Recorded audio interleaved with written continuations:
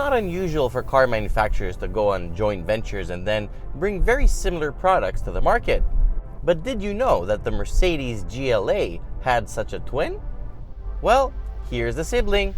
It's called the 2017 Infiniti QX30, and it's a pretty one. Definitely comes with more bling versus the German Sibling. It's quite pricey, $36,000 for the entry-level QX30 without all-wheel drive. The funny thing is that the QX30 Sport, which is the top trim level, also lacks exactly the same thing. All-wheel drive is only available in the middle trim level, which is called, guess what? All-wheel drive. All trim levels can have the premium package installed for an additional 5,000 Canadian dollars. And if you'd like, for another 2,500, they'll even install the technology package on top. That brings us to the as-tested price tag, which is $46,640, since our QX30 all-wheel drive premium also has the technology package. Having German roots is not a bad thing at all. It actually feels like a Mercedes with a Nissan tech layer above and an Infiniti luxury layer above that. It's actually a pretty good recipe, taking the best of each one. The gear you get is also very generous. You get adaptive cruise control, heated seats, sat-nav, power everything, blind spot monitors, lane departure warning, collision prevention. But funny enough, even though it has proximity entry, you still need to stick this into the ignition. The interior is really classy and very well made.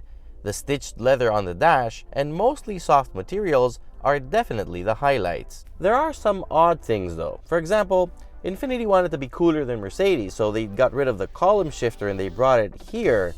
But then they never bothered to replace the stack that usually hosts the wiper controls. So the wiper controls are still integrated into the turn signal stack. And it just doesn't make any sense. The most annoying thing though is the door. Because once you want to get out of the car, you have to unlock it first. Because no matter how hard you try to pull, it will never open. So you gotta unlock it and then get out. And then this never returns. It's like a stray cat. It's gonna stay there forever. Go back home. Aside from these two things though, everything else is pretty darn good. Roominess is not the greatest. After all, it is a compact little thing. The rear seats have decent headroom, but legroom is tight. However, 2 adults will fit with some compromises. The trunk is a good size though, 544 liters to the ceiling, and the shape makes it very usable. Under the hood, the 4-cylinder 2.0-liter turbo makes 208 horsepower and 258 pound-feet of torque, and it is mated to an excellent dual-clutch 7-speed automatic transmission. Pedal to the metal, it will hit 100 kilometers an hour in just 6.8 seconds. Slam on the brakes, and the reverse procedure will require 42 meters on Michelin X-Size tires. Fuel economy is pretty good too. You can expect an average of 9.8 liters per 100 kilometers, which is very reasonable.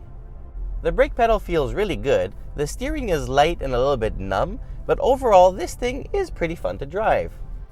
It's nimble, playful, and very forgiving. Don't expect thrills, but a couple of smiles for sure. The best thing is that over bumps, it is very comfortable. It is sprung a little bit on the firm side, but it is really comfortable. It handles road imperfections very well. The highlight here is definitely refinement. I mean, even the Bose sound system you get sounds really good, but it's mainly because the cabin is very quiet, very serene. That's until Steve shows up and then releases the atomic toxic gas bomb. I'd have a really hard time picking between this and the Mercedes GLA. So for that reason, I'm going to give it the exact same rating as Mercedes, an overall score of 8 out of 10.